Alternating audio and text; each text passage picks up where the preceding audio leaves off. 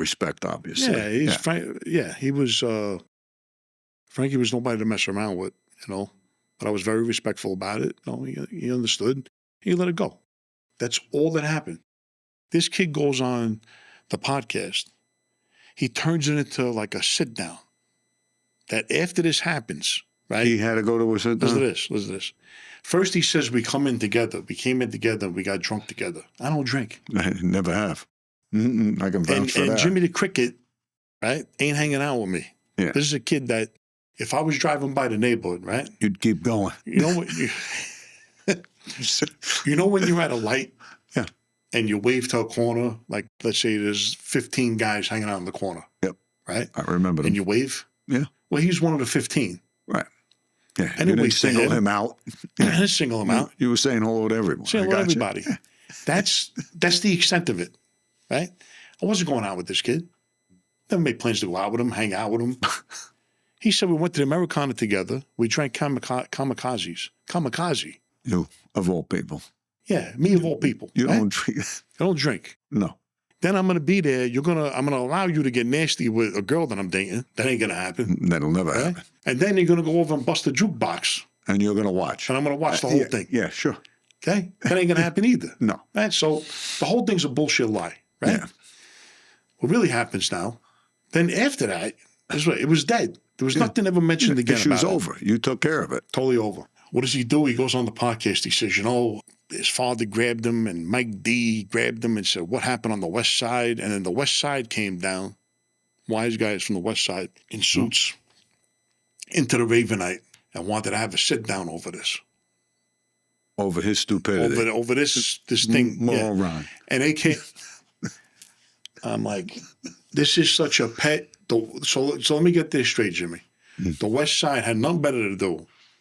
But sit to down come for down. He said he made it sound like they marched into the Ravenite to have a sit down over him. This jerk off. He thinks that much of Never himself. Happened. Yeah. Never happened. He lives in a fantasy world. Went through this whole big story about these involved in this sit down. Then what he had to do is, according to him, he had to go on the lam because of it. Because now they're worried he's going to get killed. He's going to get clipped over. So they're going to hide him. So he's telling this story. He's trying to make everybody think that he had to go to a mob sit down. And the sit down, just for precautions, he has to go on the lam now because they're going to clip him. The West Side's going to clip him. And none of that is real. Are you? I mean, none of it. Think about it. Wow. I was laughing my ass off. So I'm on the phone, right? I'm saying, what is he saying? They tell me this whole thing. I'm laughing hysterical. I'm going, this kid's he's full of He made it all up. Yeah, made it all up. It's complete fabrication. So now here's what happens. There was a time when I was up at my grandfather's club, right? And Mike D was there. I'm telling my grandfather the story. Okay. So Mike D is there one night, right?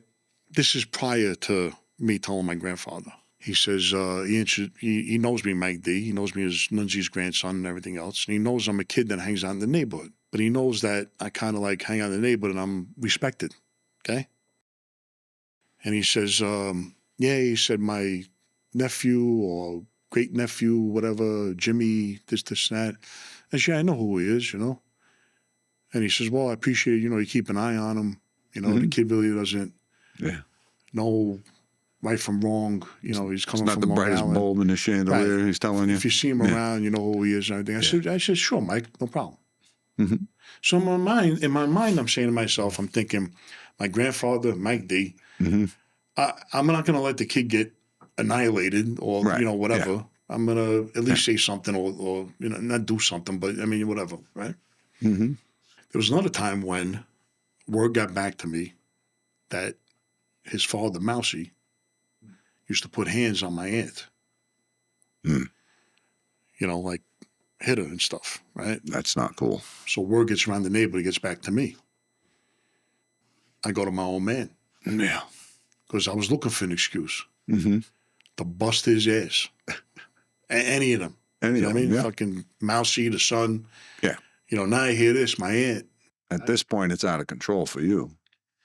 So at that time, I was always around Joe Beck, I was telling Joe Beck, I said, hey, I says, I want to knock this friggin' Mousy. I'm hearing this and that. He's touched your aunt. Yeah. Right. He's putting hands on my aunt and all this other stuff. He goes, calm down. Let me do it a different way. I said, Joe, let me just go to work on him. Yeah. No. Just knock him out. No, let me talk to Mike. He wanted to go to Mike D because Joe Beck was close to Mike D. I guess Joe Beck went to Mike D and said, hey, word's getting back. He's putting hands on, the aunt, blah, blah, blah. If he is or he isn't, needs to stop. And then I heard nothing after that. But this Jimmy Cricket, whatever his name is, Jimmy Frogs, Jimmy Cricket, whatever. Jimmy the Jerk Off. Yeah. Okay. What a maroon. I said this comes up with this story, right? Unbelievable. If it wasn't for his cousin Albi Parisi, Albert Parisi. I think we talked about Albert. Parisi Bakery family, Yep. right? There's a kid I went to school with. Yep. Albert Parisi. His sister Helene, right? The mother, sister, we used to call her, everybody called her sister. The father, they called him Bo. Good family. I mean, great people. They lived on Lafayette Street, right off of Spring. I lived on Lafayette off of Prince. They had a building right above. There was a diner there called the Greek Diner. We called it the Greek. And they lived right above that. They had an apartment there, right? Yeah. But me and Albi, we went to school together. I got school pictures. Me, him, Louis DeVito, Wow. Georgie. We went together. Johnny Matola. What do you call him? Forget it. I say his last name. Matola. All we were kids, right? Matter of fact, I went to school with Albi from kindergarten all the way to high school. Wow. Yeah, to LaSalle Academy. I'm thinking that's how I know them. Good people, good family, right? If it wasn't for his cousin Albi, right, this kid would have got shellacked from everybody. Everybody must have because Albi was so liked. He was so you could not like this kid. Albi was just a good-hearted kid. You know what I mean? Wouldn't hurt you. Just a good, likable kid, likable family, right? If it wasn't for him, Albi, all the kids in the neighborhood, like when he was trying to hang around Jimmy, he would have got more cracks. He did catch a couple of cracks, but man, he would have got chased. Yeah, he wouldn't have been around. I say, all of a sudden, you want to be. So anyway, I had my Microsoft guy. I said, you know what? You got to look into this for me. I want Jimmy to know I'm not going to do anything to him, right? Because, You told your story. Yeah. Yeah, leave it alone now. He lives in Rhode Island. I know where he's at, God bless. But you know what? If you keep my name out of your mouth. It's probably best plan for him at this point, I would think. Then he said, one thing he did say true was I would take He the found kids. some truth in this? Well, I don't get it. Like a couple of things he said were like, okay, all right. I'll agree with that. He did say, when I was doing the martial arts, I used to try to get the kids off the street to go train. To give him some incentive to be true. good, yeah. That's true. Another time, we say I hit that kid in the feast. Yeah. Right? Oh, that's just the way he was. He hit you for no reason. No reason. This idiot don't know that. They don't know the backstory. Yeah. Right. You don't know the backstory. Alex Morelli said, this kid disrespected me. When you see him, take care of it. Give him a beating for me. Yeah. No problem. I seen him. You did what you had to do. That's how it was. Yeah, it wasn't for no reason. Right. It was. If I came after you, it was for a reason. Yeah, and a solid, valid if I came one. after you, it was on the spot. Like in other words, I didn't wait. I didn't do nothing. If it was broad daylight, if it was in the middle or whatever, it didn't matter. If I wanted to do something to you, I was going to do it.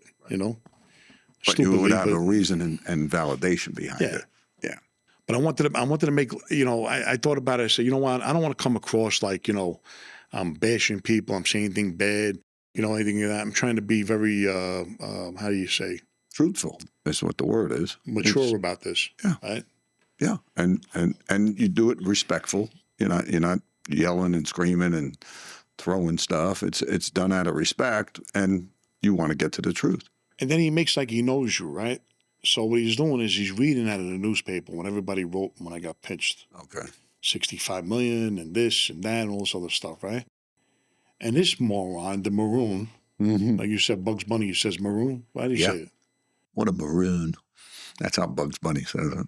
This maroon, right? gets on there and he's talking like, Frank, what are you doing? I mean, this, that, like he's talking like he knows me, like we were hanging out like this. Furthest thing from the truth. Yeah. So I think the bald Sicilian there, I don't know his real name. He goes by that channel, Fat Ball. I like that name, Fat Ball Sicilian. Yeah. I think he goes by, I like the name he goes by. I think he realized that this kid's full of He figured it out. Yeah. He just said, you know what, I can't. Yeah, there's only so much crap you can swallow, and you want your public to swallow. I mean, we're not going to give you crap sit here. Sit down. This kid never went to sit down in his life. He doesn't even know what a sit down looks like. He don't know what a sit down looks like. Exactly. Sit down. What are you sitting down on? They came for you. Over a jukebox glass. Yeah, they came from the that west you side. already straightened out. Yeah, they came for, and they showed up in suits, bro. You had some details. He said that the floor was cold. The chairs were this. He's trying to paint this whole, trying to stretch it out like it's a mob scene. My God. Some people just have to make themselves look a little better, I guess. So anyway, I finally get to the halfway house, right? Yeah. I said, I got to watch this. Yeah. Did you see it there? You saw it there? Yeah, I was in the halfway house. Right? Yeah, I remember. That's where you. Oh, that's right. That's right. You remember I was in the halfway house. That's right. Yeah, I know. We talked pretty much every day. I got a phone, right? Now I could go on YouTube, right? So I go. I said, I got to look at this jag off, right? Yeah. And here we are. He's talking. Sure as Christ. What a murderer. I got to laugh, Yeah, it's amazing, but that happens a lot with people. They fabricate things in their own mind and they believe their own bullshit. Excuse my French, but that's what happens. You start to believe your own shit. This kid, the reality is, here's why he had to go back to Long Island. Because he became a junkie in the neighborhood. That's what happened. He got a coke he got a bad coke addiction. He was always sniffing coke, and he had to get out of the neighborhood. Low sumo, this ain't a game, Uno. Shout out to my Usos, killing bills like Uma. Balls travel from Pluto, big truck soprano, gabagool and prosciutto, kicking ill like judo, judge and jury like Judy. Hoes think they knew me, flows flow through me, Nike gray hoodie.